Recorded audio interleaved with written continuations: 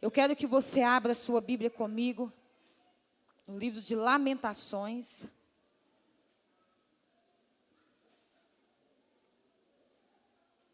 Livro de Lamentações, capítulo 3. Aleluia.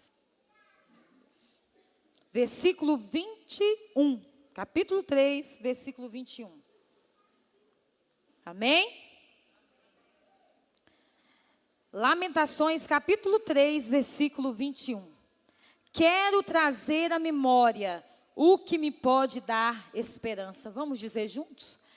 Quero trazer à memória o que me pode dar esperança.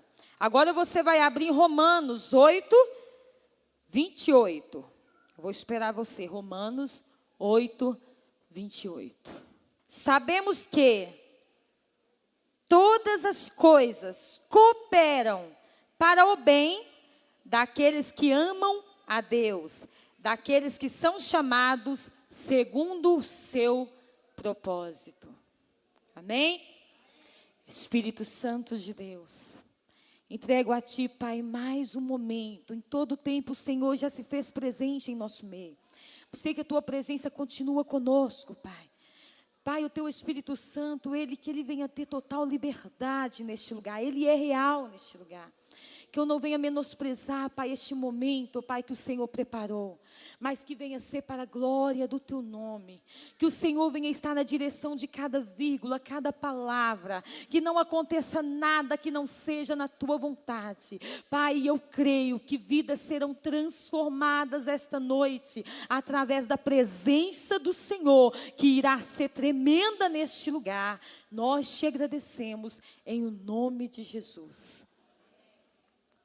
Amém. Eu quero desde já agradecer a presença de todos que receberam esse convite, todos que vieram aqui para ver o que Deus fez na minha vida, o que aconteceu e veio para ouvir o Senhor falar com você. Eu quero agradecer todos os irmãos do Barreiro, minha família que está aí, minha amada que está aqui, a minha mãe. Depois eles vão saber, né? Porque muitas pessoas estão assim, não, mas a mãe dela morreu.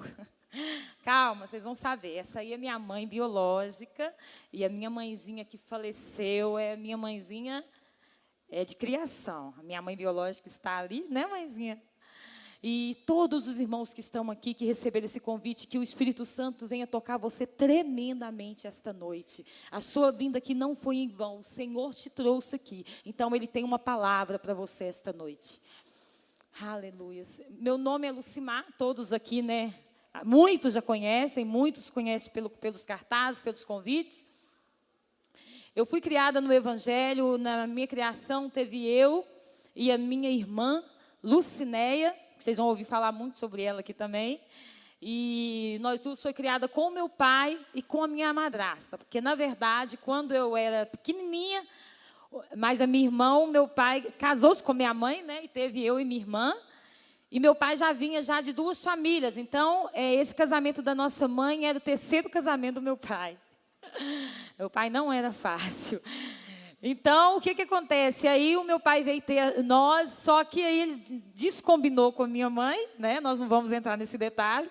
Descombinou com a minha mãe e separou da minha mãe, mas só que ele levou nós duas junto com ele. Ele não deixou nós duas para ele levou com ele. Então, foi um momento assim que nós não vamos entrar agora, né? Não faz parte agora, mas para vocês saberem como começou a minha história. E aí eu fui criada num lar cristão, meu pai, mas a minha madrasta nos criou em um lar cristão. E para a glória de Deus, eu agradeço muito a Deus pela vida do meu pai, por eu estar aqui. O meu pai não veio hoje, mas eu agradeço muito a Deus pela vida dele, por eu estar aqui hoje servindo ao Senhor. Do meus 18 para os meus 19 anos, eu comecei a colocar na minha mente que eu tinha que sair de casa. Eu não estava querendo mais viver sob a pressão do meu pai, sobre as ordens do meu pai, que na verdade eu via como opressão, hoje eu vejo como amor, né? Mas na hora a gente não entende, a gente vê como opressão, como a pessoa é chata, como o pai, mas o meu pai é chato, a minha mãe é chata, mas não, hoje eu vejo que era amor. Mas eu quis sair da minha casa, porque eu queria sair debaixo. Meu pai falava muito, não vai ali, não vai acolá. E meu pai pegava muito no pé mesmo. Eu falei, nossa, eu estou doida para ficar livre do meu pai, estou doida para ficar livre da minha casa. E arrumei um emprego para dormir. 18 para os 19 anos, arrumei um emprego para dormir, para mim não ficar, para mim conseguir sair um pouco de perto do meu pai, que eu achava que ele era muito ruim para mim. Eu achava que ele era ruim para mim. E foi aonde eu arrumei um emprego e conheci um rapaz.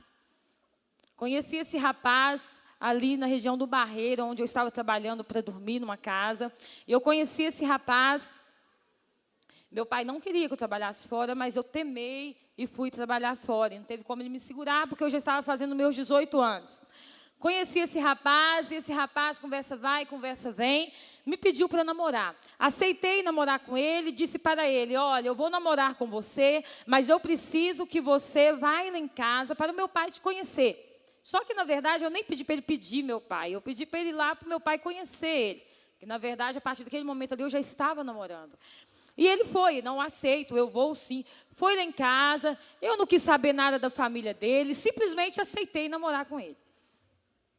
E assim que eu comecei a namorar com ele, meu pai observou no dia que ele foi lá e já não gostou dele. Meu pai virou e falou, olha, eu não gostei desse rapaz, não gostei, eu acho que tem alguma coisa aí. Eu falei, não, pai, o senhor nem conhece o rapaz, não tem como o senhor falar que não gostou dele. Não, eu não gostei. Aí, daquele momento, nós começamos a namorar. Meu pai não pôde impedir, porque eu falei, eu quero, eu quero, eu quero.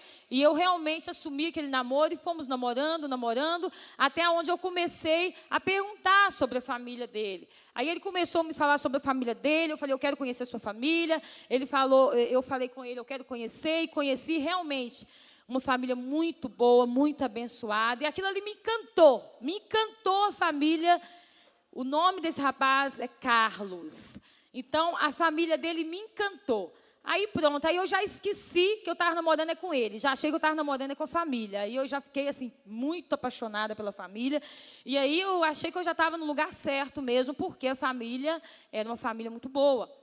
Então, o tempo foi se passando, e aí, nós, com uns 2 meses, mais ou menos, de namoro, meu pai não concordando, sempre achando que estava alguma coisa estranha, não estava gostando, Deus começou a tocar na vida da minha irmã, para dizer para mim que não era para mim continuar com aquele rapaz, com o Carlos. Só que aí eu virava para ela e falava, não, que isso, eu estou gostando dele, olha, tem uma coisa, eu estou pensando até em casar já.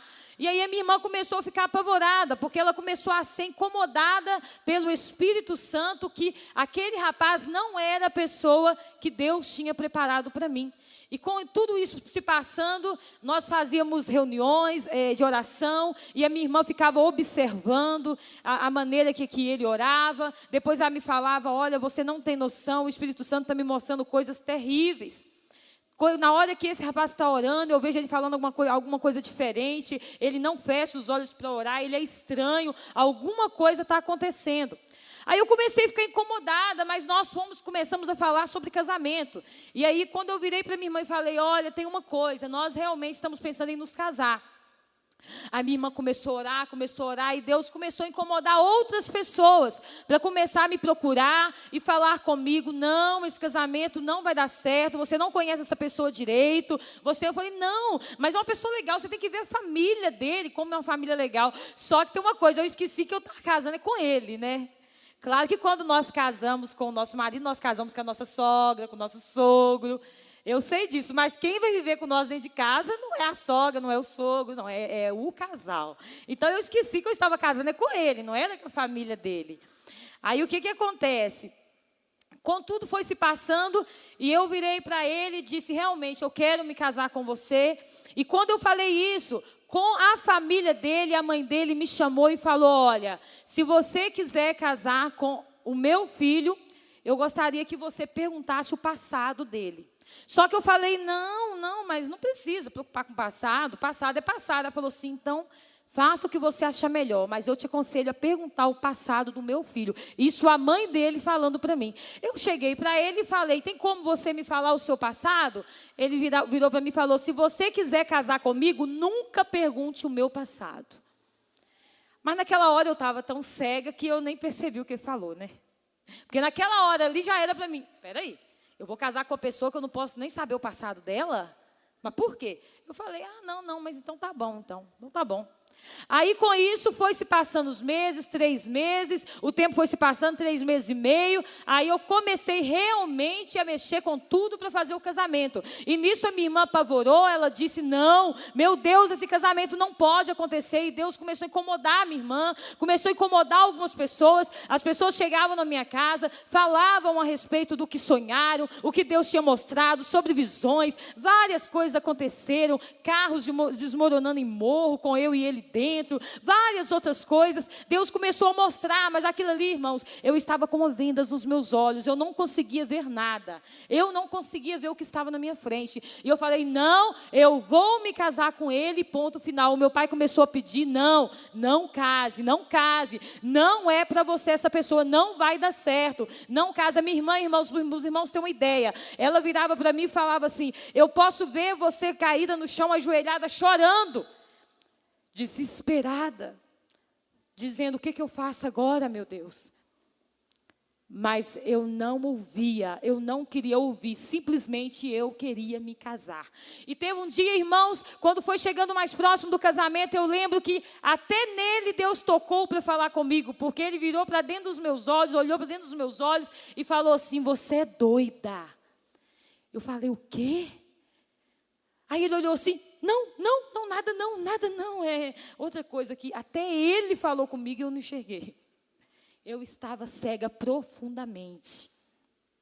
Satanás, ele nos engana quando nós damos brechas, e eu dei brecha e ele me enganou. Eu não conseguia ver nada. E aí o tempo se passou, aí já chegou os 4 meses para 5 meses, as coisas já estavam tudo encaminhando, meu pai não tinha nem condições para fazer o meu casamento, e ele arrumou um dinheiro ali, um dinheiro lá, e juntou e falou, não tem jeito, tem que fazer mesmo, não tem outra saída. E aí, irmãos, foi chegando o tempo do casamento. A minha irmã ficou tão apavorada, 5 meses de namoro, aí nós marcamos o casamento, a minha irmã ficou apavorada, chegando na semana do casamento. E, na verdade, aconteceu o casamento, irmãos. O meu casamento parecia mais um velório do que um casamento. Meu pai chegou de cabeça baixa, quase que a cabeça lá no chão, no meu casamento, para entrar na igreja. Eu também chateada, porque quando você está fazendo uma coisa que Deus não está, você sente que está faltando alguma coisa. Na verdade, estava faltando tudo. Estava faltando a vontade de Deus no meu casamento. E me casei, o tempo se passou, durante 1 mês, 2 meses, aquilo ali era só bombons, só rosas, só surpresas, romantismo. Eu falei, gente, mas que homem abençoado que eu me casei, tá vendo? Ainda bem que eu casei com ele. E era aquele mesmo que chegava com um buquê por trás, na hora que eu estava cozinhando, lavando roupa. Romantismo ali era 100%. Olhava para o céu e já falava uma poesia. Tá cheio disso aí, né? Olhava para o céu e já falava uma poesia. Olhava para as estrelas, aquilo ali virava um texto de poesia. E o tempo foi se passando. Com 6 meses de casada, eu me engravidei do meu filho Arthur, que está aqui. Engravidei do meu filho. E com tudo isso foi se passando o tempo. Meu filho foi, cada dia o tempo foi se passando, ele foi crescendo. E aí, na verdade, nesse meio tempo, eu sofri já que ele já começou a me abandonar na gravidez, a me deixar sozinha. Eu lembro que quando eu fui ganhar o meu filho, ele me deixou lá no hospital e sumiu, eu não sabia onde que ele estava. Eu lembro que eu olhei para o meu filho um dia, no dia lá que eu estava no hospital, e comecei a chorar muito. E ali naquele momento que eu senti a ausência do meu marido comigo, eu vi que ele não estava comigo, eu comecei a perceber a distância. E eu olhei para o meu filho e eu disse assim, só Deus sabe o que vai acontecer daqui para frente.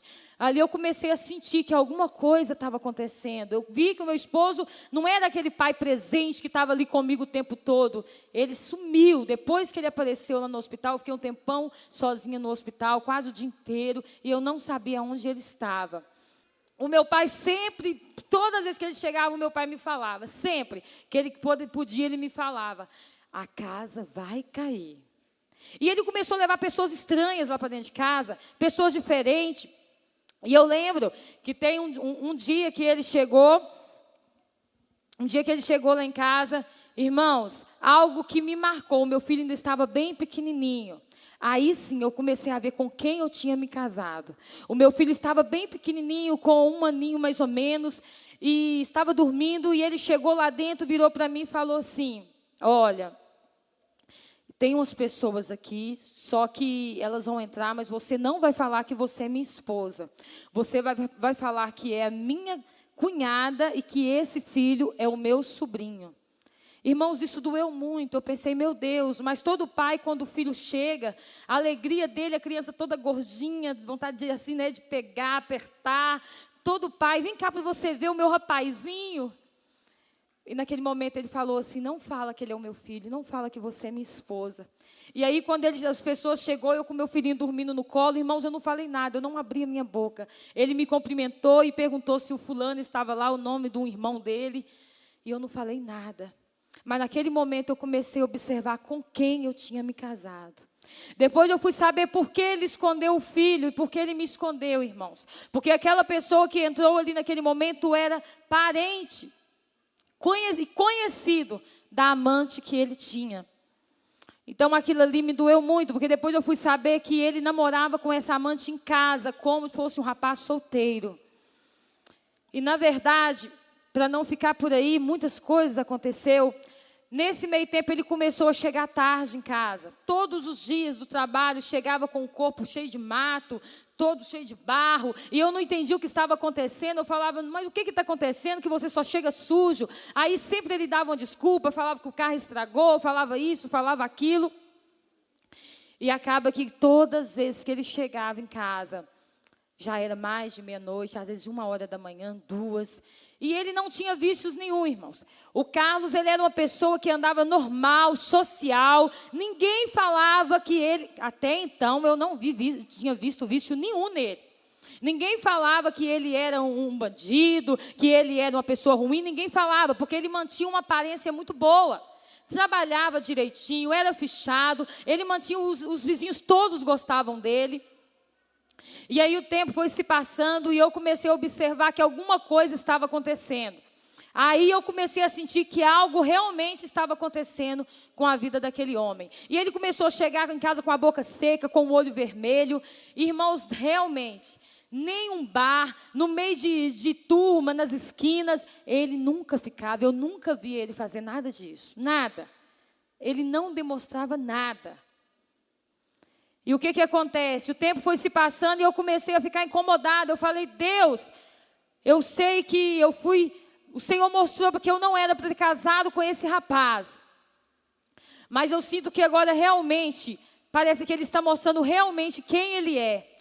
Se estiver acontecendo alguma coisa, Pai, eu quero que o Senhor me mostre o que está acontecendo. E eu lembro que eu fiz uma campanha de 7 dias na minha casa, com várias irmãs, chamei as irmãs e falei, irmãs, nós vamos orar aqui em casa, e agora Deus vai mostrar o que está acontecendo com este homem, o que ele estiver fazendo, que não estiver na direção de Deus, que não for para ele fazer, se estiver alguma coisa em oculto, Deus vai mostrar. E eu lembro que, irmãos, se todas as vezes que as irmãs entravam na porta da sala, ele saía na porta da cozinha, ele não suportava a presença das irmãs ali dentro daquela casa, porque na verdade não eram as irmãs, era o Espírito Santo de Deus que estava começando a entrar naquele lugar. E eu lembro que passou-se os 7 dias, tudo ficou normal. Aí eu continuei orando, e um belo dia, ele pegou uma bolsa e falou comigo, olha, eu vou ir hoje num culto lá no São Joaquim de Bicas. Eu vou ir nesse culto. E você não precisa se preocupar. Eu falei com ele, deixa eu ir com você. Ele falou, não, eu vou ir sozinho nesse culto. E eu não tive, irmãos, curiosidade de olhar na bolsa dele o que estava ali. Eu não tive curiosidade. E o que aconteceu? Ele foi para esse culto. Quando deu mais ou menos 11h da noite, 11h da noite, o meu coração começou a disparar, eu comecei a chorar dentro de casa, eu comecei a tremer, eu não sabia o que estava acontecendo. Eu falei, Deus, alguma coisa está acontecendo, eu não sei o que, eu quero que o Senhor me mostre o que está acontecendo. E comecei a orar, e aí o Espírito Santo acalmou o meu coração, eu fui dormir. Quando deu mais ou menos de madrugada, já caminhando para a madrugada, ele chegou. Porque, na verdade, irmãos, eu comecei a tomar um remédio controlado para dormir, por causa que o meu marido começou a chegar muito tarde. E eu comecei, com aquela situação, a ficar descontrolado, meu nervo descontrolado. E eu nunca tinha tomado nenhum remédio para dormir na minha vida. E eu comecei a tomar diazepam para dormir, para ter paz para dormir, porque senão eu não conseguia dormir, porque ele não tinha horário para chegar. Aí comecei a pagar o preço da desobediência. Primeiro a Deus. E segundo, a um dos maiores mandamentos, que é honrar pai e mãe. Se eu não honrar o meu pai e a minha mãe, não tem como eu honrar a Deus. Eu preciso honrar os meus pais. São um dos maiores mandamentos. Se eu não cumprir com essa lei, o preço ele é caro. E eu comecei a pagar o preço da desobediência. Aí, com isso, ele, de repente, chegou madrugada e eu acordei com ele andando para lá e para cá, para lá e para cá. E eu falei, o que está acontecendo? Está acontecendo alguma coisa? Ele virou para mim, não, está tudo bem, não está acontecendo nada, não. Eu falei assim, não, você está com o olho regalado, você está nervoso, você está agitado. Ele falou, não, está tudo bem, vão dormir. Eu falei, então vamos dormir. Aí quando eu deitei, ele dormiu. Eu lembro que toda vez que ele dormia rapidamente. E toda vez que eu olhava para ele, que ele tinha deitado 5 minutos, ele já estava dormindo. E nesse dia ele deitou, eu virei, ele virou para o meu lado. E eu tive a curiosidade, depois de uns 10 minutinhos mais ou menos, olhar para ele. Porque sempre eu gostava de olhar para ele quando ele estava dormindo, porque eu sentia que alguma coisa estava no ar. E nesse dia ele estava com o olho regalado ainda, já tinha passado um tempinho. Eu falei, nossa, mas você dorme tão rápido, por que você não dormiu ainda? Ele falou, não, é porque quando eu estou muito cansado, eu não estou conseguindo nem dormir, mas está tudo bem. E ficou quietinho. De repente, chamou no portão. Aí era mais ou menos já umas 2 horas da manhã. Chamou no portão, Carlos. Aí eu falei, Carlos, está te chamando. Aí ele virou e falou assim, não, fica tranquila, não tem ninguém chamando, não. Isso aí deve ser para arrumar carro, porque ele era mecânico, irmãos, e às vezes de madrugada as pessoas chamavam ele para arrumar carro mesmo. Não, isso deve ser para arrumar carro, não esquenta com isso, não. Aí eu falei, não, então tá. Aí, de repente, de novo, Carlos. Eu falei, não, agora eu vou atender. E quando eu fui atender, eu olhei, ele falou, não atende não. Eu falei, não, vou atender sim. Quando eu olhei, de repente eu vi um tanto de polícia. Eu falei assim, mas peraí, Carlos, quem está te chamando é a polícia. Eu não estou entendendo o que está acontecendo. Aí, quando eu olhava para a polícia, eu vi uma arma, a polícia com uma arma, escondendo uma arma, tentando esconder de mim, mas eu vi a arma. E a polícia, naturalmente, perguntou, o Carlos está aí? Porque os policiais já sabem, irmãos, que a maioria das esposas de bandido são inocentes, são vítimas. A maioria são vítimas. Então, por isso que eles queriam esconder de mim, que eles imaginavam que eu não sabia de nada. E aí, quando eu olhei o revólver, eu falei, Carlos, mas espera aí. Aí, de repente, eu olhei para ele, olhei para os policiais, e as polícias começaram, dona, abre o portão, dona, senão ele vai fugir. Eu falei, gente, mas ele vai fugir de quê? Aí, quando eu olhei para ele já estava desesperado, colocando o sapato, fala que eu não estou aqui não, fala que eu estou na minha mãe, eu não estou aqui não fala que eu estou aqui não. Eu falei, mas por quê, gente, o que aconteceu? Fala que eu estou na minha mãe. E de repente, meu marido começou a quebrar a janela do fundo, começou a pular, e os policiais começaram a quebrar o portão. Irmãos, virou uma tortura aquele momento. E eu não sabia o que estava acontecendo. Aí, de repente, a polícia, dona, abre o portão agora. Aí eu fui lá, abri o portão com muito custo, com muita luta, porque eu não estava entendendo nada. Aí os policiais entrou, outros já começaram a dar a volta, e começou aquele tiroteio ali naquela parte da minha casa, começou um tiroteio. E ele já tinha fugido por baixo, e eu pensei, realmente parece que agora esse homem vai morrer. E eu lembro que, não entendendo nada, eu chamei o tenente e falei, o que está acontecendo, por favor. Ele falou, não vou te falar agora, que você não vai acreditar, não adianta eu te falar. Aí, de repente, eu falei assim, vou pegar o meu filho. Meu pai morava numa casa, irmãos, de um andar do lado, tinha um andar de cima, onde que eles dormiam. E eles estavam lá, meu pai e minha madrasta, minha mãe e madrasta. E eu falei, vou levar meu filho para lá e vou chamar o meu pai para vir para cá, para minha casa. Eu morava do lado da casa do meu pai. Essa casa é uma casa que o meu pai deu para nós morar. Nós não tínhamos casa, ele não tinha, e o meu pai emprestou para nós morar nessa casa. Mas até então, essa casa estava no nome dele. E nós morávamos do lado da casa do meu pai. E eu lembro que eu falei, vou tirar meu filho daqui. Graças a Deus, irmãos, ele não acordou, ele continuou dormindo. E aquele tiroteio, a polícia jogando tudo para cima, jogando colchão, jogando tudo para cima. A casa já estava uma bagunça. E aí eu cheguei e falei, pai...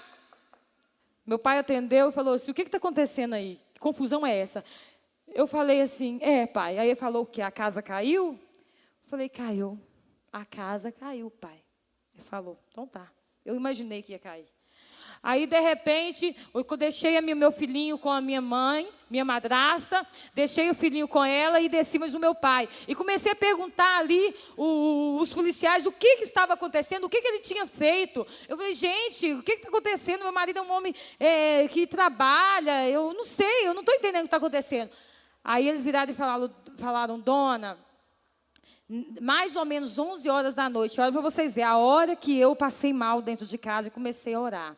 Mais ou menos 11 horas da noite, o seu marido pegou uma moça, ali no São Joaquim de Bicas, na rua da casa dela. Pegou, levou ela para um lugar sozinho, uma casa vazia, abandonada, e estava tentando abusar dessa moça. Que seja a palavra estrupar, né, irmãos? E naquele momento, irmãos, eu saí do chão, porque eu falava, não, mas jamais, que isso? Eu acabei de casar com esse homem, eu estou praticamente em lua de mel ainda. Um ano e pouquinho de casada, isso não pode estar acontecendo. Não, ele não. Aí os policiais viraram e falaram, dona, a senhora não vai acreditar agora. A senhora só vai acreditar depois. Agora, realmente não adianta. Porque, irmãos, para a esposa é muito difícil acreditar que o marido está fazendo esse tipo de coisa. Muito difícil. Aí eu assustei naquele momento, mas não acreditei, não deixei entrar na minha mente. E meu pai ficava para mim, olhava para mim, está vendo o que eu te falei, minha filha? Meu pai olhava para mim, mas eu não queria acreditar. Então, eles atiraram, tentaram pegar ele, não conseguiram pegar, ele fugiu do flagrante. E os policiais falaram, dorme agora esse resto de noite na casa do seu pai, saia daqui, porque ele vai voltar para cá. E se ele acabou de fazer isso, a gente não sabe do que ele é capaz. E realmente, irmãos, os policiais contaram que ele colocou uma faca na garganta dessa moça e tirou a roupa dela. Só que nesse momento, o irmão dela passou, que ele estava vindo atrás dela e o Carlos não sabia. O irmão dela passou e subiu o morro e viu uma menina parecendo com a irmã dele numa casa abandonada e um rapaz segurando. E essa menina tentando sair de todas as formas. Então o irmão dele subiu mais um pouquinho, porque a casa dela era um pouquinho mais além, na mesma rua onde ele estava, e perguntou, mãe, a fulana chegou aí? Ele falou assim, não. Ela falou, não chegou. Aí ele já desceu desesperado, e aí começou aquele filme, um correndo atrás do outro, mas não conseguiu pegar ele. Foi aonde ele chegou lá em casa. Só que, por incrível que pareça, a Bíblia do meu marido, ele estava com uma faca na bolsa, uma corda e uma Bíblia na bolsa. É a ovelha, o lobo vestido de ovelha. Na verdade, às vezes o jovem pensa assim, olha, se eu conseguir uma pessoa da igreja, pode ser qualquer uma, não tem problema, só dela estar na igreja, tá bom. Não. Se você pegar lá fora, você já sabe que está errado, porque é julgo desigual. A palavra de Deus diz. Mas aqui dentro da igreja, você tem que, mesmo assim, pedir confirmação do Senhor. Porque muitos podem estar vestidos de ovelhas, mas são lobos, só te observando para tentar te pegar e te tragar. Cuidado. Pede confirmação de Deus. Hoje eu sei disso, né? Na verdade, aí, o que aconteceu? Ele colocou essa Bíblia e essa Bíblia caiu. Aberta onde aconteceu o fato, a situação, aberta no lugar que tinha a foto do meu marido e tinha o número da casa, o endereço, o nome do bairro, o telefone, tudo direitinho. Então, para a polícia não ter problema nenhum. Falou, dona, nós achou ele porque, assim, praticamente, ele deixou o endereço para nós chegar até aqui, né? Não foi carregar a Bíblia, e é bom que a Bíblia tinha o endereço, né? Foi carregar a Bíblia para cometer o crime, a Bíblia estava o endereço dele. Porque com Deus não se brinca. E o que aconteceu? A Bíblia caiu, eles vieram tranquilo. Imagina que os policiais veio até rindo, né? Não, que bom que esse aqui o endereço está tudo certinho. Veio tranquilo. E foi aonde ele fugiu do flagrante, não conseguiram pegar ele. E, irmãos, O tempo foi se passando. Nesse dia ele voltou em casa, eu ouvi a luz acendendo, a casa se abrindo, ele deixou uma carta escrita para mim: olha, amor, eu te amo muito, eu não fiz o que eles estão falando que eu fiz. Olha como que ele era esperto, porque senão eu ia perguntar: mas por que você sabe o que eles falaram que você estava fazendo? Ele falou: eles passaram e eu ouvi eles falando, mas eu vou sair, eu vou embora, eu vou dar um tempo, e depois eu vou voltar e nós vamos conversar, eu vou esperar a poeira baixar primeiro. E pronto, e foi embora. Pegou as roupas dele e foi embora. E aí, no outro dia de manhã, eu voltei para minha casa, sofrendo muito, chorando muito. O meu pai morava do lado, meu pai me acompanhou, mas a minha mãezinha madrasta, sofrendo muito. E aí, e não acreditando que aquilo era verdade. Meu filho bem novinho. Aí, irmãos, com o tempo ele voltou. Só que como ele era muito esperto, ele foi nos vizinhos, conversou com todo mundo acreditou que ele era inocente, principalmente eu. Todo mundo acreditou que ele era inocente. O meu pai não acreditou, não. Mas eu, como estava cega ainda totalmente, eu ainda acreditei que ele era inocente. Que não era ele, que era outra pessoa que estava lá e disse que era ele. Ou talvez eu não queria acreditar, na verdade, né? Porque era muito pesado. Mas eu batalhei para que não era verdade. E aí, o que acontece? Com esse tempo, ele ficou mais um tempo lá em casa, nós ficamos mais um período juntos, e os vizinhos tudo acreditando no meu esposo. E depois as coisas começaram a se apertar para ele. Começou a se apertar, ele começou a emagrecer, não estava conseguindo comer mais. Eu lembro que ele estava cada dia com o olho mais vermelho, com a boca mais seca. E eu falava: gente, mas eu não vejo esse homem fumando nada, eu não vejo esse homem fazendo nada. O que esse homem está fazendo? Que ele está desse jeito? Ele estava, irmão, virando pele e osso. Não estava conseguindo comer direito, se comia, não adiantava nada. Ele estava assim, se consumindo. Eu não sabia o que era. Aí, com isso, eu comecei a observar realmente com quem eu tinha me casado. E o tempo se passou, mais um tempo, e aí o que o meu marido fez? Ele foi embora de novo. Eu imagino que ele começou a ser ameaçado, mas ele não me falava. Ele foi embora e falou: eu vou ter que ir embora de novo. E aí algo, irmãos, que me marcou muito, foi nesse dia que ele juntou as coisas novamente para ir embora. Estava pele e osso já, estava horrível, estava acabado. Ele chamou o meu filhinho, quando era bem assim, meu menininho estava mais ou menos com 2 aninhos de idade. Mais ou menos, eu não sei muito bem a data, a idade que o meu filho tinha. Chamou o meu filho, olhou dentro dos olhos do meu filho, todo acabado, consumido, pele e osso, já, e falou assim: olha, o papai te ama, mas o papai não pode ficar com você. Eu tenho que ir embora. Me perdoa por eu ter errado tantas vezes na minha vida.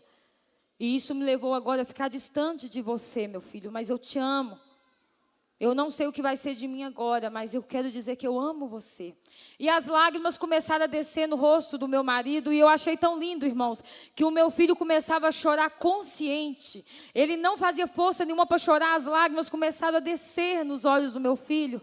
E aquilo me doía, porque eu sabia que aquela cena que eu estava vendo ali, eu não sabia o que ia acontecer para frente, mas eu sabia que o meu filho não merecia aquilo. Tudo que estava acontecendo era por causa da minha desobediência.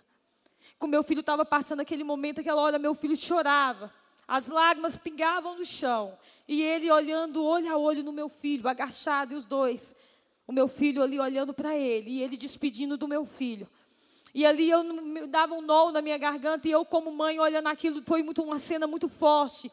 E eu pensei: meu Deus, olha o preço do pecado, olha o preço da desobediência. Olha o preço que eu estou pagando por ter desobedecido os meus pais, e olha que eu nem sei o que vem pela frente. E naquele momento ele despediu dos meus pais, e eu lembro que ele pegou a bolsa, despediu de mim, falou que me amava muito, mas não sabia o que ia acontecer dali para frente. E eu via um homem totalmente destruído por Satanás. Totalmente destruído. Não tinha mais aquela fisionomia que eu conheci. Não era aquela pessoa. E aí, todo acabado, ele saiu na rua, eu fechei o portão com meu filhinho no colo, meu filho chorando, me abraçou forte. E eu fiquei olhando da gretinha do portão, ele indo, em uma cena muito forte. Eu lembro que tinha um amigo de frente, que ele gostava muito desse amigo, um cara muito honesto, trabalhador. E esse amigo ficou olhando para ele no momento que ele passou. E ele, assim, todos os dias eles conversavam, eles brincavam. E ele foi de cabeça baixa. E quando ele olhou para esse amigo, que ele gostava tanto, Ele achou que esse amigo ia dar tchau para ele. Esse amigo dele, que ele gostava tanto, abaixou a cabeça. E na hora que ele viu aquele momento, eu imaginei o que ele sentiu naquele momento. Aí ele abaixou a cabeça também e continuou andando. Pele e osso, irmão, todo destruído. Um caco. Eu virei e pensei, meu Deus, como que Satanás engana as pessoas? Satanás entra na vida da pessoa e depois a pessoa fica sozinha. E Satanás deixa e fala, agora você vai sofrer, seu bobo. A pessoa fica sozinha. E eu imaginei que aquela hora ele estava pensando, estou deixando a minha esposa, estou deixando o meu filho, os amigos que eu tanto gostava, que gostavam de mim de verdade, não querem nem olhar para mim mais. Quem sou eu agora? O que vai ser de mim? E eu fiquei da mesma forma, irmãos, vendo aquela cena, ele indo embora com a bolsa daquela forma, todo destruído. Eu pensei, agora o que vai ser de mim, do meu filho? Chegou no momento que Deus tinha me avisado. E Deus não queria que acontecesse. Mas eu não ouvi. Aí o tempo foi se passando, começou, irmãos, a entrar em mim uma angústia muito grande. A angústia foi crescendo cada dia mais. E aí eu comecei a morar com meus pais. Meu pai morava do lado da minha casa. Eu comecei a ficar com meu pai, mas o meu filho. E aí eu recebi um telefonema e me falaram, olha, era um policial, você tem que trazer coisas pessoais para o seu marido, porque ele está preso. Aí naquele dia eu fiquei sabendo que pegaram o meu esposo. E eu fiquei apavorada, eu falei, meu Deus, e agora, o que vai ser? E eu lembro que passou-se uns dias, eu fui visitar o meu marido. E eu cheguei lá na prisão, eles falaram assim comigo, irmãos. Tinha um delegado, que esse delegado, eu não vou dizer o nome, nem de onde era, onde meu esposo foi preso. Esse delegado, ele foi acusado de torturar os presos. E ele se encontra preso hoje, se não me engano, ele ainda está preso. E esse delegado foi o que o meu marido caiu nas mãos dele. E ele torturava os presos. E eu lembro que nesse dia eu fui lá visitar o meu marido. Ele virou para mim e falou assim, hoje não dá para você ver ele não. Eu falei, mas por quê? Ele sorriu e falou para mim, ele está deformado. Irmãos, para quem é uma esposa, sabe, aquele momento doeu muito. Eu falei, meu Deus, o que está acontecendo agora com esse homem? Que preço que esse homem vai pagar? Qual vai ser o final dessa história? E eu lembro que eu voltei chorando, desesperada. E foi aonde eu comecei a lutar e buscar de Deus forças para me conseguir acompanhar o meu esposo. Mas a pressão foi muito grande. O meu pai começou a me pressionar e falar, não, você não vai continuar com esse homem, você não pode continuar com ele. Eu falei para você não casar, você desobedeceu, você casou, agora, por favor, para. Você não pode ficar com esse homem. E eu comecei a bater o pé e disse que queria ficar, porque eu queria cuidar dele, irmãos. Na verdade, eu queria cuidar dele naquele momento. Só que a pressão foi tão grande, irmãos, que eu resolvi separar. Chamei um advogado e falei, não, então eu não aguento mais, o meu pai já me ameaçou de colocar na rua, eu não tinha onde morar, eu falei, não, vou me separar. E aí consegui o advogado, ele foi lá, o meu marido assinou a separação, assinou o divórcio, e ele falou, você quer realmente separar? O advogado falou, quero. Meu marido assinou o divórcio chorando, pedindo pelo amor de Deus. Falei, não, pode assinar, eu não vou ficar com você mais. E aí assinou o divórcio. Aí comecei a ter notícias que ele estava tentando se suicidar várias vezes, que estava morrendo a cada dia. A minha consciência começou a pesar, irmãos, porque eu lembrei que eu me casei com ele sendo avisada que não era uma pessoa de Deus para a minha vida, não era para mim casar. E o que acontece? Mesmo assim eu me casei, então eu não aguentei aquele peso na minha consciência, e passando-se uns 6 meses, eu falei, não, eu vou agora até o fim, eu vou pedir para parar, os papéis vão ter que parar, eu não vou fazer mais nada, eu vou acompanhar este homem agora até o fim, aconteça o que acontecer, eu entrei na chuva, agora eu vou molhar, porque eu vou acompanhar a vida desse homem, porque eu comecei a olhar ele não como o meu marido, eu comecei a olhar ele como a alma, e eu imaginei, agora eu vou deixar ele morrer lá dentro da prisão? Eu sabia que não ia dar certo, eu fui avisada. Agora eu vou deixar ele morrendo a cada dia lá, até eu ter uma notícia que ele se suicidou e eu o abandonei lá dentro, sendo que eu fui avisada. E eu comecei, a consciência começou a pesar, que eu comecei a vê-lo como uma alma. E eu falei, eu vou lutar. Quando eu falei, eu vou lutar por essa alma até o fim, não como esposo, mas como uma alma. Eu vou ser esposa dele, mas vou lutar como uma alma. Aí o meu pai se levantou, irmãos. Aí o meu pai deu brecha para Satanás, Satanás entrou na vida do meu pai, e o meu pai começou a lutar contra a minha vida.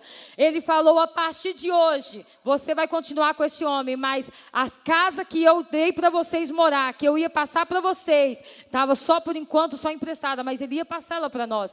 Essa casa eu estou tomando ela. O seu filho, eu estou tomando o seu filho, ele vai morar comigo, porque você não tem onde morar. E a partir de hoje, você está na rua. Você não fica dentro dessa casa mais. Não precisa de me dar bênção mais. Não precisa me chamar de pai. Porque a partir de hoje eu não considero você mais. Agora você não vai ficar nessa casa. E no seu filho, se você quiser pegar o seu filho, você vai ter que passar em cima de mim.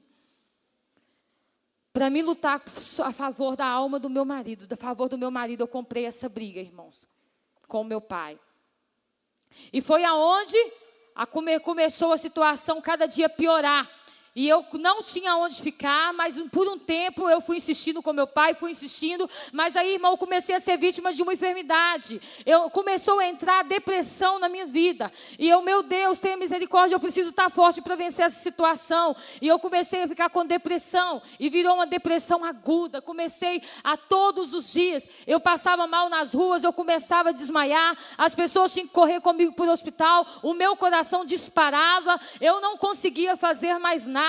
E as pessoas, mas o que você tem? Chegava no hospital, fazia exame, elétrico de coração, várias coisas. Eu não tinha nada. A depressão me trazia várias coisas. Comecei a ter uma dor de cabeça, irmãos, terrível.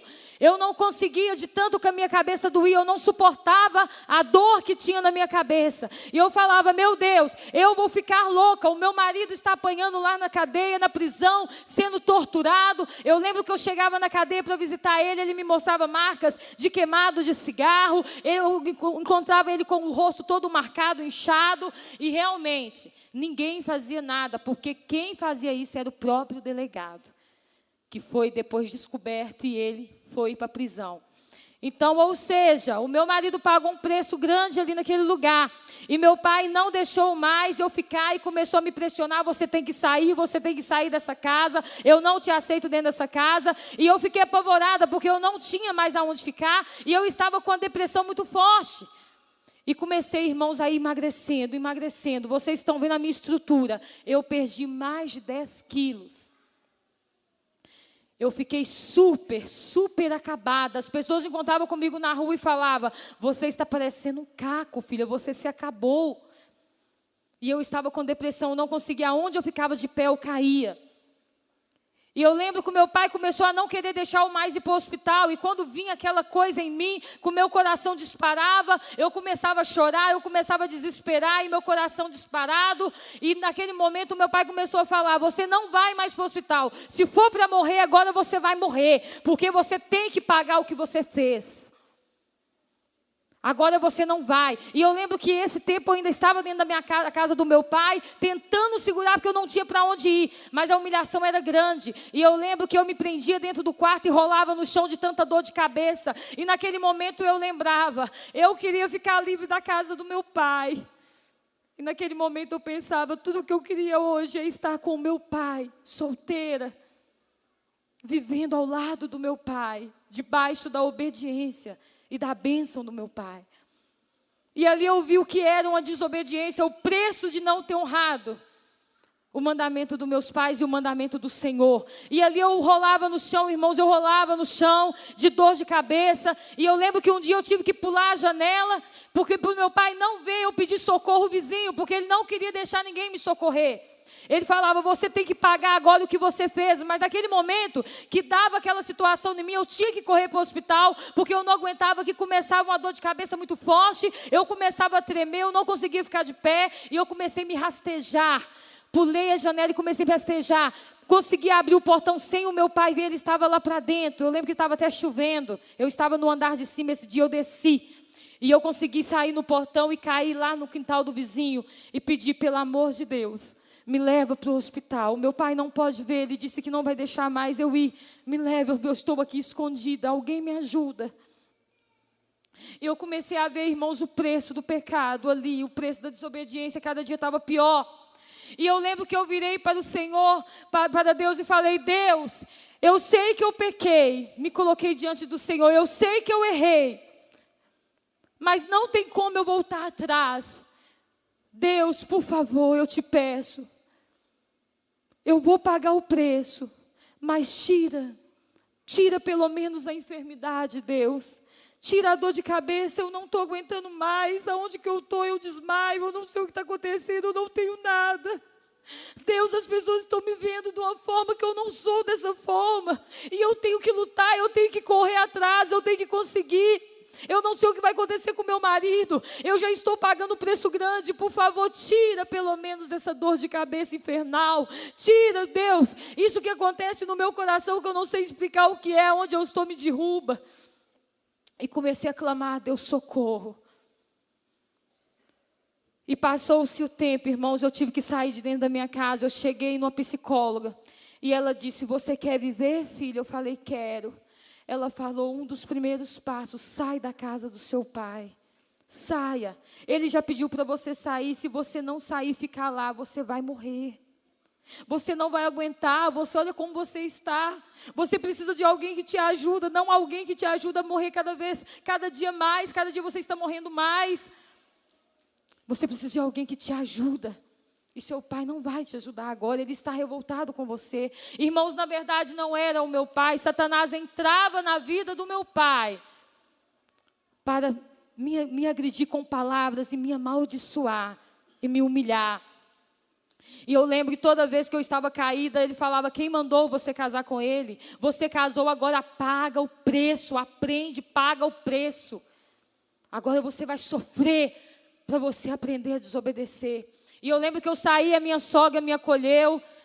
Quando a minha sogra me acolheu, eu fui para a casa dela, irmãos, eu lembro que a minha boca estava trincada, o nervo estava tão forte que a minha sogra, eu cheguei lá, ela teve que pegar o garfo e enfiar na minha boca para colocar ovo quente dentro da minha boca. O nervo estava começando a me travar a minha boca, os meus dentes, de tanto que estava forte dentro de mim, aquela dor, aquela depressão.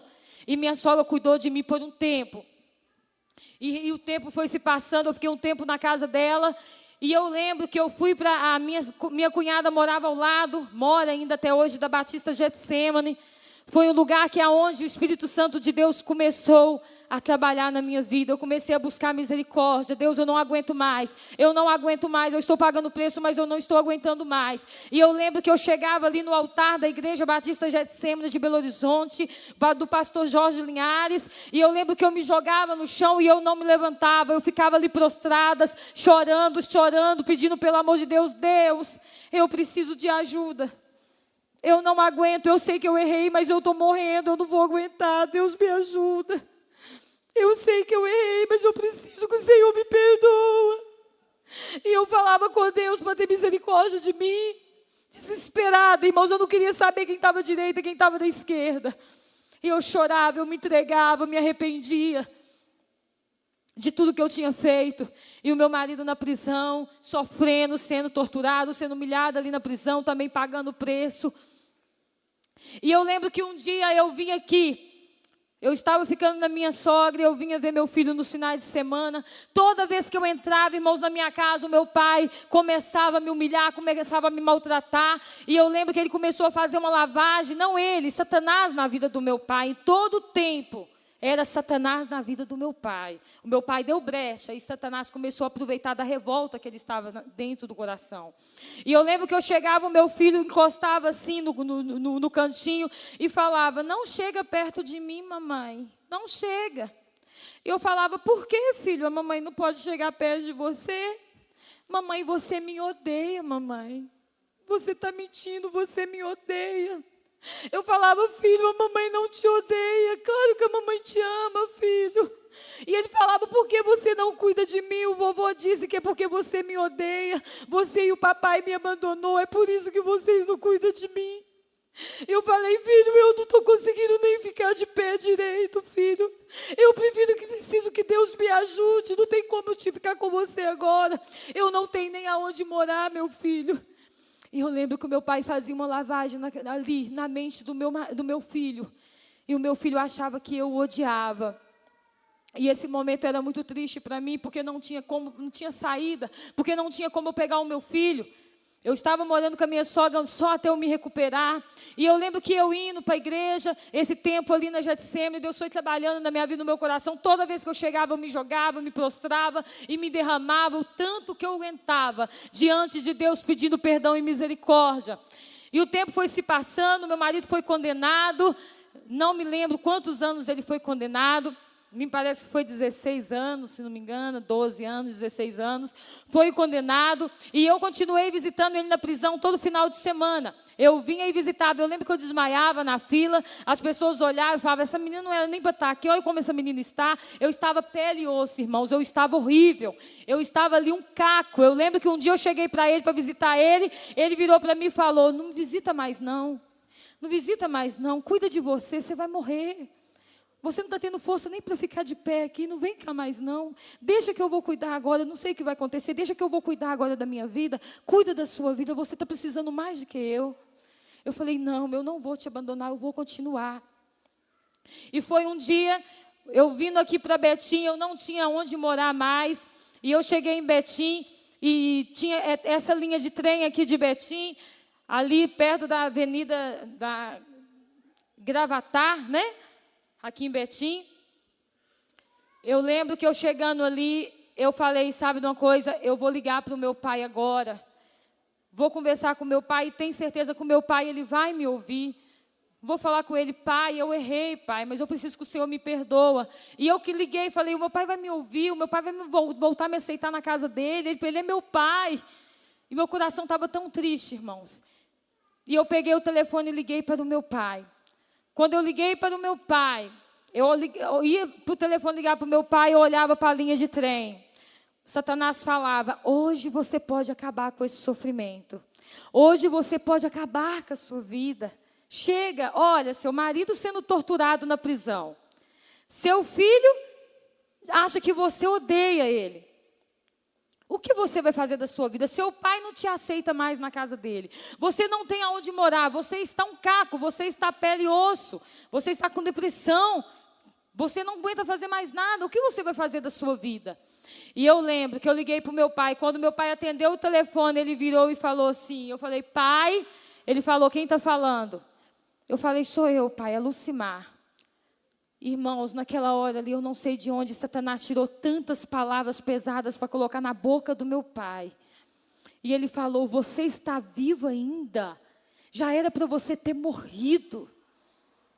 Não era para você estar mais aqui. Eu não quero mais ouvir a sua voz. Eu não quero mais ouvir você. Você nasceu para me fazer sofrer. Você deveria ter morrido antes de nascer. Deveria ter morrido lá. Quando você foi gerada, você deveria ter morrido. E aquilo ali, irmãos, me doeu muito. E não liga mais para mim, não liga para mim, eu não quero ver você. O seu filho não quer ver você, não liga mais para mim, você morreu para mim. E ali, irmãos, eu nem aguentando ficar em pé direito, Satanás colocou no meu ouvido, se o seu pai falou isso, quem vai te ajudar? Eu, todavia, não me esquecerei de ti. Eis que na palma das minhas mãos tem o seu nome gravado. Então, o meu pai, naquele momento, ele me abandonou. Mas naquele momento eu comecei a chorar, ir caminhando para a linha de trem. E o diabo virando para mim, falando, acaba com a sua vida. Chega, não há mais solução para você, para tudo agora. Chega de sofrer. Irmãos, eu ouvi uma música. Eu não sei de onde essa música estava vindo. Essa música marcou a minha vida. Eu lembro quando eu comecei a ouvir essa música. Vem neste lugar.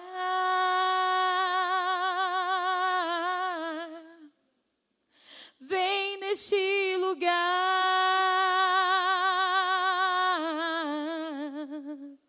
Vem neste lugar.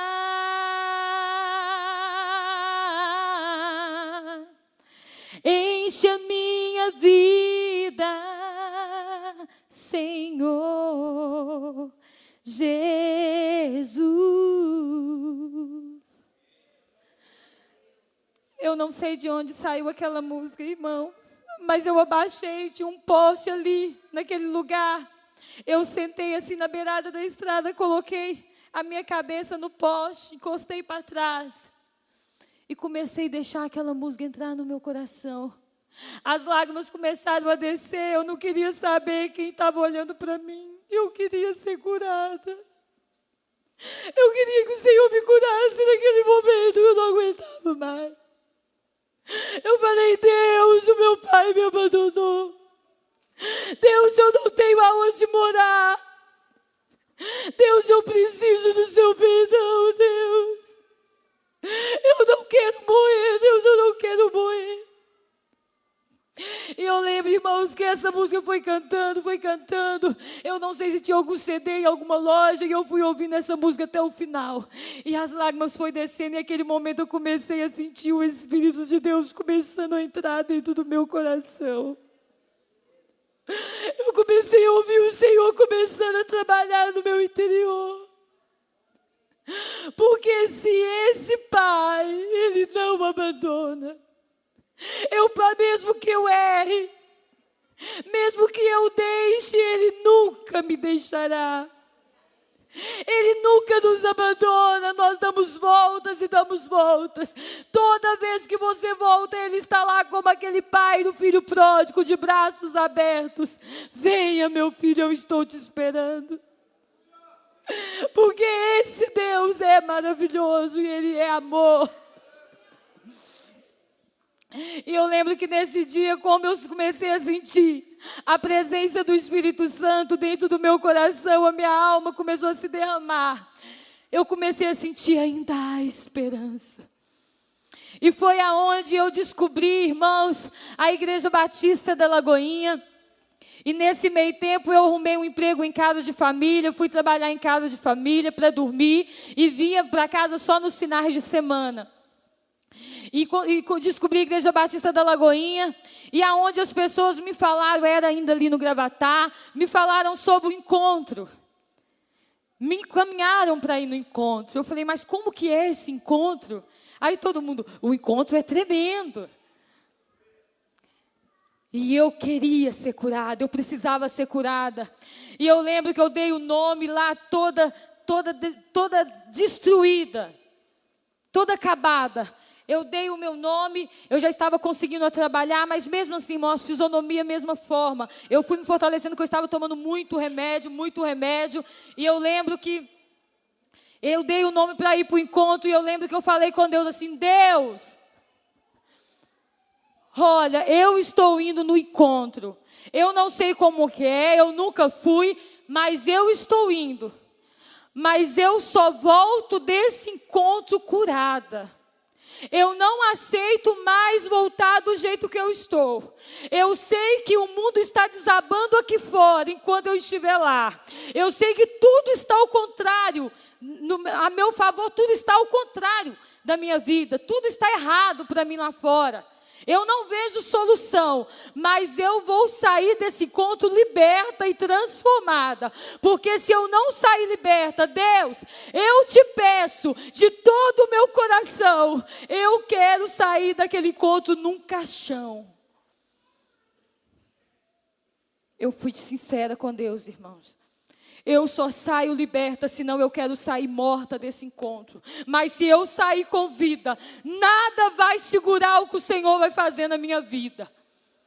Porque se eu sair, eu vou sair transformada. Eu vou sair curada. O mal vai ficar lá. Eu vou sair pronta para vencer tudo que está aqui fora contra a minha vida. Irmãos, eu lembro quando eu cheguei no encontro, eu fui com o pastor de Igarapé, pastor Jean, mas a sua esposa, eles que me acompanharam, e eu cheguei nesse encontro. Irmãos, pensa numa imundícia. Eu cheguei ali como trapo de imundícia, detonada, destruída. E eu entrei nesse encontro e eu falei, Deus, eu sou um lixo. Eu estou aqui como lixo, mas o Senhor vai me transformar neste lugar. E eu cheguei, a primeira ministração eu já fui para o chão. E eu lembro, irmãos, que quando chegou a parte do perdão, de liberar perdão, irmãos, parecia que tinha uma faca entrando dentro do meu coração. Parecia que tinha uma faca, eu sentia dor dentro do meu coração. E eu começava a rolar no chão nesse encontro. E eu gritava, ai! E eu gritava, porque eu não estava aguentando de dor. Eu não estava suportando a dor dentro de mim. E eu lembro que as irmãs ficaram apavoradas e viravam e falavam, irmã, o que está acontecendo, irmã? Onde está doendo? O que está acontecendo? Eu falava, não, deixa, não faz nada. Deus, Ele está me curando, deixa Ele me curar. Deixa Ele limpar o meu coração, deixa Deus me curar, irmã, eu preciso. E eu lembro que eu começava, irmão, não chorava no encontro, eu urrava. Quem estava ali foi testemunho que eu urrava, eu não queria nem saber. Quem estava da direita, quem estava da esquerda, como aquela mulher do fluxo de sangue. Eu não queria saber o tamanho daquela multidão. Eu sabia que eu precisava de uma cura. E tudo que eu precisava era tocar em Jesus. Porque eu sabia que se eu tocasse, eu conseguisse chamar a atenção do Senhor para a minha vida, eu ia ser transformada naquele dia. E eu lembro que aquele momento foi lindo, irmãos. Deus, Ele é maravilhoso. Ele estava abrindo a ferida do meu coração, estava limpando a ferida. Deus estava tirando a amargura, Deus estava tirando a depressão. Deus estava tirando toda a dor, todo o ódio. Eu lembro que eu cheguei no encontro com ódio do meu pai, com ódio do meu marido, com ódio de tudo que estava acontecendo, revoltada. E naquele momento o Espírito Santo foi mexendo, e foi doendo, e Ele foi trabalhando. E foi 3 dias de encontro, irmãos, os 3 dias da mesma forma. Foi o tempo todo no chão, sendo operada pelo cirurgião, que é Jesus Cristo. E eu lembro que nesse dia, no 3º dia do encontro, eu estava me sentindo já mais aliviada. E eu contei para os irmãos o que estava acontecendo. Todos me acompanharam, intercederam. E eu lembro, irmãos, quando eu voltei para casa daquele encontro, não parecia ser eu, parecia ser outra pessoa. E eu lembro que tudo que eu queria, a primeira coisa que eu queria era ver meu pai. Eu queria ver o meu pai, eu queria, Deus, eu preciso ver o meu pai. Eu corri para a casa do meu pai. E eu lembro que eu chamei o meu pai e falei, pai, me perdoa, pai. Pai, me perdoa por tudo que eu fiz, pai. Me perdoa por ter te desobedecido, pai. Pai, eu amo o Senhor, eu te amo muito. E eu lembro, irmãos, que o meu pai começou a chorar. E começou a falar, eu amo você também, minha filha, eu também te amo. E eu lembro que eu abracei ele apertado do meu peito, coisa que eu não tinha muita liberdade com meu pai, que ele era muito rancoroso, ele é ainda. E eu abracei ele, nós choramos junto, a minha madrasta, a mãezinha, começou a chorar também. Nos abraçamos ali, eu fiz aquele elo com meu pai. E logo após eu fui pedir perdão para o meu esposo, pedi perdão para ele. Ele também me pediu perdão. E eu liberei perdão também para o meu esposo. Porque Jesus, irmãos, tão santo, tão puro, eu pensava, Ele é um Deus que pode todas as coisas e Ele me perdoa todas as minhas falhas, Ele me perdoou. Ele sempre está pronto a nos perdoar. Quem sou eu para não perdoar o meu esposo? Quem sou eu para não liberar perdão para o meu esposo? E às vezes a gente vê no dia de hoje casais, às vezes, magoar com o outro, talvez por causa de uma pasta de dente, por causa de um sabonete, um perfume. Ah, você usou isso, você usou aquilo, não era para você fazer isso, não era para você fazer aquilo. Às vezes coisas pequenininhas levam a pessoa a ter ódio, mágoa da outra. Mas eu liberei perdão naquele momento para o meu pai e para o meu esposo. E hoje eu vejo o resultado, o valor que tem você liberar perdão para alguém. Antes da pessoa receber o perdão, você já recebeu a cura. Quando você libera o perdão, você automaticamente é curado. Agora, quando você não libera, aquela mágoa, ela vai crescendo e vira um câncer da alma. E ela destrói a sua vida. E o tempo se passou, irmãos, e eu lembro que um dia Satanás se manifestou novamente na vida do meu pai. E o meu pai virou para mim e começou a me amaldiçoar um dia que eu fui visitar o meu filho. E eu lembro que começou uma destruição naquele dia. Meu pai queria me espancar nesse dia. Chegou a pegar um pedaço de pau para me bater e disse que ia me matar. Eu lembro que eu corri para a rua, caí no meio-fio e comecei a chorar, a falar: Deus, não, eu não aguento mais, eu não vou aguentar. Eu não vou aguentar, eu não aguento, Deus, eu não tenho como aguentar essa situação. E comecei a chorar ali, deitada naquele meio-fio. E eu lembro que passou um casal, simples, humilde, e olhou para mim e falou: por que choras, irmãs? Irmã, eu falei: porque eu não aguento mais. Eu estou sofrendo muita humilhação com meu pai, eu estou passando uma situação difícil, eu não estou aguentando mais essa situação. E eu lembro que aquele casal, a irmã, virou para mim e falou assim: pois pare de chorar, porque breve você verá, conte o tempo, e você vai ver o que Deus vai fazer na sua vida. A sua vida irá servir de testemunho. Irmãos, Deus, Ele é maravilhoso. A sua vida irá servir de testemunho. E não agora, mas breve, vou lá na frente e você vai ver por quê. Deus está permitindo que você passe tudo isso. Lá na frente você vai ver o que Deus vai fazer na sua vida. Mas não pare, continue, não desista. Passa cada momento que você tiver que passar, mas creia que a promessa vai se cumprir. Dia 19 de agosto de 2011. E eu lembro que aí, eu trabalhando em casa de família, eu recebi aquela promessa e eu falei: Deus, eu creio, eu tomo posse. E comecei a frequentar a Igreja Batista da Lagoinha, comecei a ser acompanhada pelo pastor Rodinei, pela pastora Márcia e muitos dos outros irmãos que me acompanharam naquele lugar. E eu lembro, irmãos, que o meu marido começou a ficar com ciúme.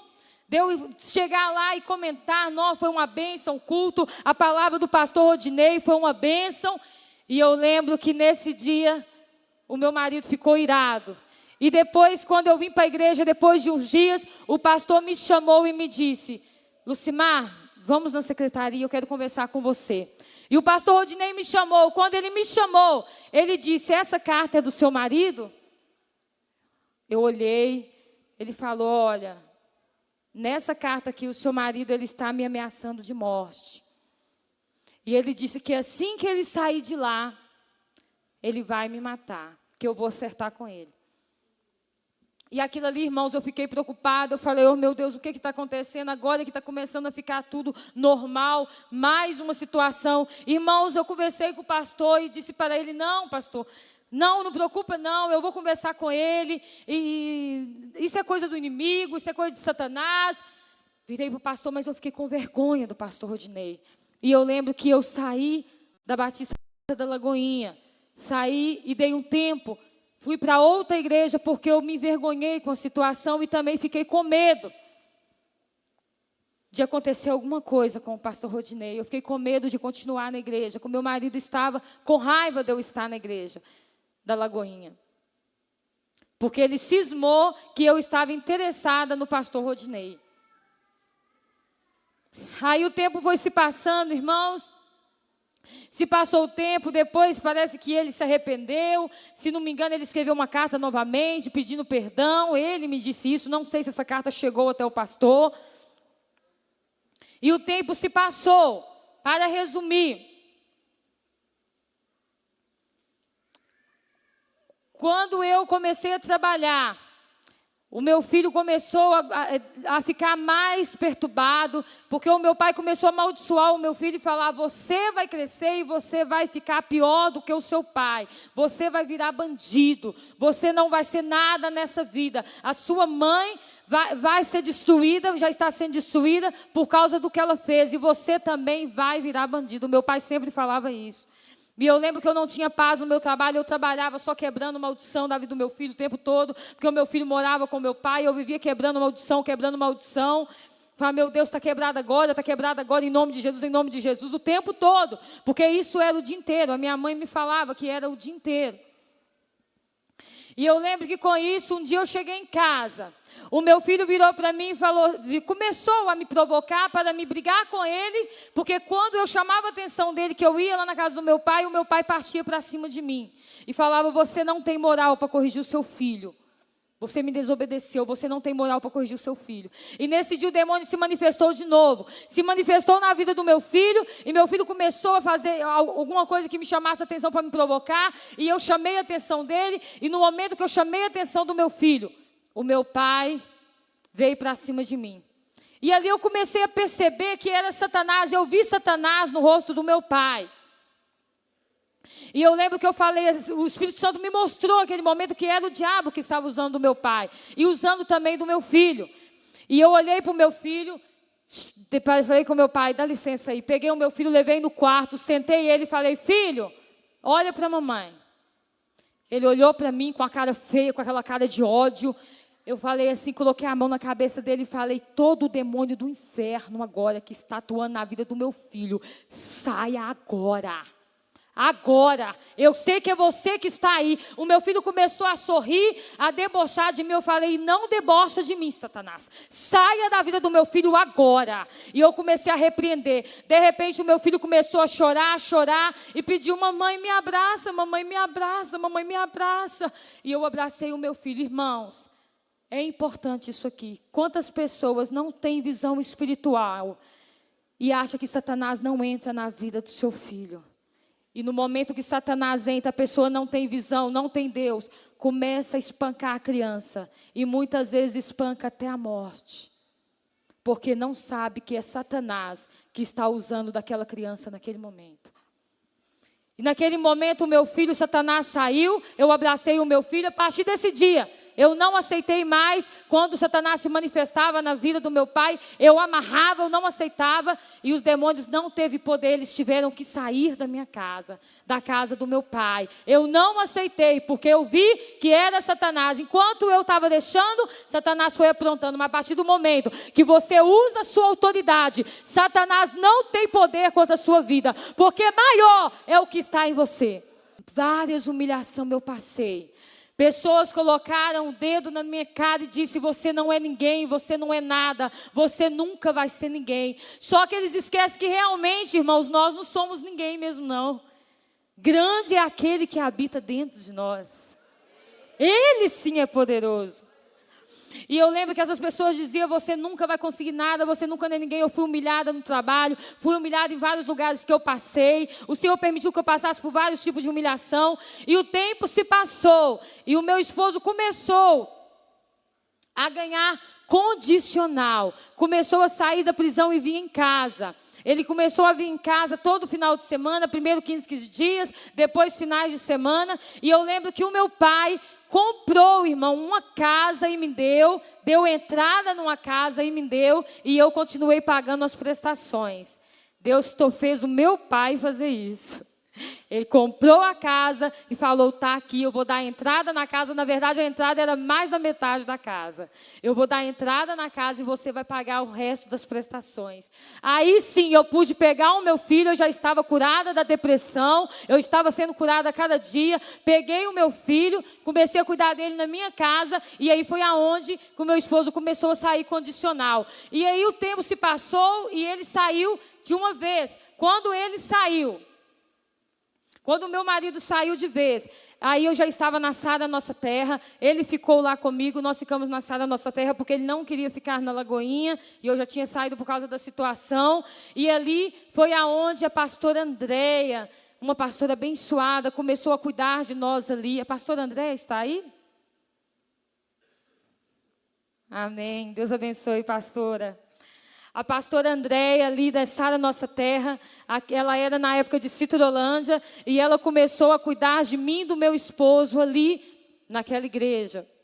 E cuidaram de nós, irmão, foram bênção em nossas vidas. E passou-se um ano eles cuidando de nós, mas depois nós começamos a observar, e a minha oração era, Deus, se for para o meu marido cair de novo, se for para ele começar a brincar de novo com o Senhor, eu prefiro que o Senhor tire a vida dele. Salve, mas o leve. Mas se for para ele cair de novo e continuar, eu quero que o Senhor tire a minha vida. Mas eu não aguento mais essa situação, se for para ele voltar a fazer tudo de novo. Eu quero meu marido aqui para servir de testemunho. Se não for, eu prefiro que o Senhor salve e o leve. Essa era a minha oração. E eu lembro, a pastora está aqui, não me deixa mentir, que ele começou a demonstrar que estava realmente se entregando. E chegava na igreja, mastigando chiclete, né, pastora? Nem aí. Começou a ficar mexendo no celular na hora do culto. E eu lembro que começou, toda vez que eu pedia para ele vir comigo na igreja, falar que estava com dor de cabeça. Aí eu percebi que as coisas estavam começando tudo de novo. Aí foi aonde eu falei com Deus: Deus, eu não vou passar por isso novamente. Eu sei que o Senhor não vai permitir. E foi aonde, irmãos, o tempo se passou 1 ano mais ou menos e meio, se não me engano. Meu marido já estava fichado aqui no centro de Betim, trabalhando. E um dia de manhã ele despediu de mim, despediu do meu filho e falou: estou indo trabalhar.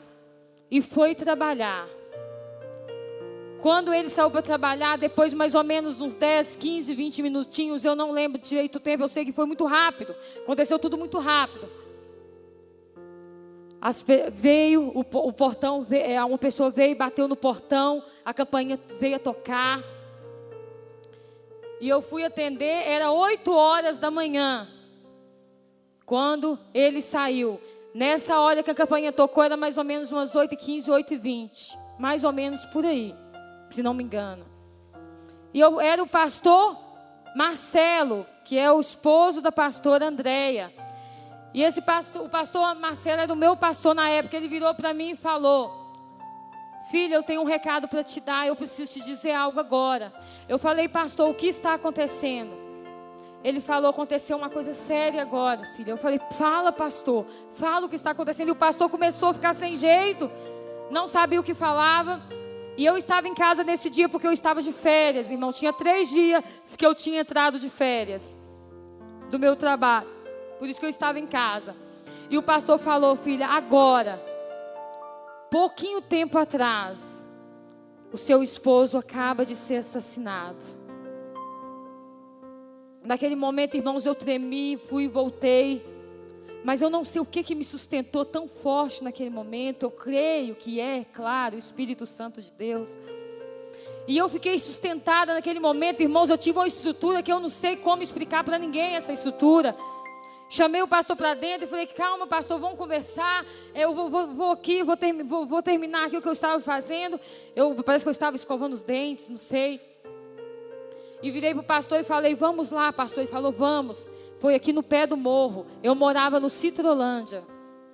E aí nós descemos. E quando nós descemos, o corpo do meu marido estava ali. E eu lembro que eu passei e as pessoas ficavam assim: olha, ela está anestesiada, por isso que ela está cumprimentando a gente assim normal. Eu lembro que eu olhava: ei, gente, ei, tudo bem, tudo bem? E meu marido lá no chão morto. Eu não olhei, não fui lá. Mas as pessoas falam: ela está anestesiada, daqui a pouco vai cair a ficha. Quando cair a ficha, acabou. Só que eles não entendiam que eu estava ouvindo tudo que eles estavam falando. E eu falava comigo mesmo naquele momento: eles não sabem que essa anestesia que Deus me deu, ela não vai passar. O Senhor vai me sustentar, porque o tempo agora passou. Agora eu creio que o Senhor está me dando um novo tempo. Irmãos, e se aconteceu isso com o meu esposo? Se ele foi salvo ou não, só Deus sabe. Mas se Deus permitiu que isso acontecesse, eu acredito que Ele ia fazer tudo de novo. Deus permitiu que isso acontecesse para me dar um livramento. Deus conhece o coração do homem. E aí o tempo passou, e aí aconteceu, Deus sustentou em todo o tempo. Eu lembro que eu fui para o velório cantando, o velório do meu esposo. Eu não conseguia, eu não sentia nada. Eu me sentia assim, em paz com o Senhor. O Senhor me sustentou em todo o tempo. Eu cantava, eu adorava o Senhor. Em todo o tempo eu sabia que o Senhor estava comigo, que Ele não ia me abandonar, que até aquele momento Ele estava comigo, e com certeza Ele ia continuar comigo. E aí passou, irmãos. E hoje, o Senhor mudou totalmente a minha história. Todo todo o tempo que eu passei, o Senhor, Ele passou comigo. Ele não me abandonou por nenhum segundo, queridos. Se eu fosse olhar o momento da depressão, se eu fosse olhar o momento da dor, o momento da angústia, talvez, como muitos fazem, essa linha de trem ali poderia ser o lugar que eu tinha acabado com a minha vida.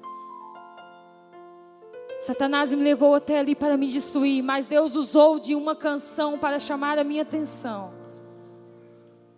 E aquele casal que passou ali quando eu estava caída no chão, querendo morrer, e profetizou na minha vida e disse: o que Deus vai fazer na sua vida vai ser de uma forma que todos verão o que Ele vai fazer. Poucos dias atrás, 1 mês ou 2 atrás, foi confirmado através da minha irmã também. O que Deus ia fazer na minha vida, o que Ele queria fazer e quer fazer na minha vida, começa hoje. Esse dia 19 de agosto, o Senhor marcou para estar cumprindo com a promessa que Ele me fez. E Ele promete, Ele é fiel para cumprir. Só que nós não podemos, amados, desistir no meio do caminho. Eu queria pedir os músicos que subissem, por favor. Não podemos desistir no meio do caminho. Porque a Bíblia diz: aquele que prometeu, Ele é fiel. Não importa, amados, não importa o que se passou, não importa o momento, não importa o que passou na sua vida. Qual é a decepção que você teve? Se você permanece fiel, há um Deus do céu que te recebe de volta. Ele te perdoa, Ele te purifica, Ele abre a ferida e cura a ferida. Ele traz a você a alegria de viver novamente. Ele te dá uma nova chance. Ele te tira do monturo de lixo e te faz assentar como príncipe na sua mesa. Porque Ele é um Deus que é fiel. E Ele cumpre com a palavra dEle na sua vida e na minha vida. Eu não sei o que tem passado na sua vida, aonde está a dor, aonde está a decepção. Eu não sei se a sua história ela parece com a minha, eu não sei. Mas eu sei de uma coisa, querido, eu sou prova viva. Eu sou prova viva que Deus Ele existe. E que Deus é rico em amor. Que Deus é rico em misericórdia. Que Deus é rico em perdão. Que não importa o que aconteceu, aonde você estiver, Ele está olhando você. Ele está contemplando você. Ele está colhendo as suas lágrimas. E Ele está esperando ansiosamente o momento que você volta. Ele está esperando você voltar, apenas voltar para os braços dEle. Apenas crer que Ele prometeu. O que prometeu não foi o homem. Quem prometeu, Ele é fiel, querido. Ele é fiel para cumprir na sua vida. Talvez a sua história está toda destruída. Talvez você está vivendo uma mágoa, não consegue liberar perdão. O Senhor fala com você esta noite. Não importa o que está passando com você, Ele é o mesmo Deus de ontem, hoje e será eternamente. Ele é fiel para fazer o sobrenatural